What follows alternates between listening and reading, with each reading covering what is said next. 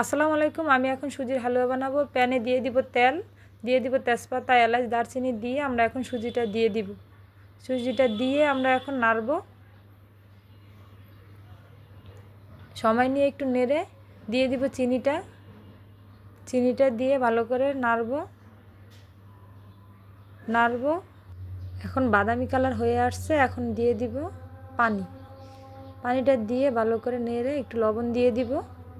দিয়ে একটু মাখা মাখা হয়ে আসবে নাড়তে নাড়তে।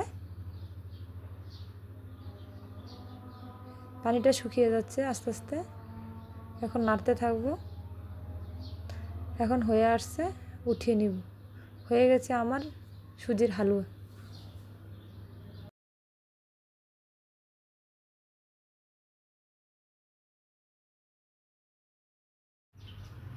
একটু সময় নিয়ে আমরা এখন উঠিয়ে নিব। হয়ে গেছে আমার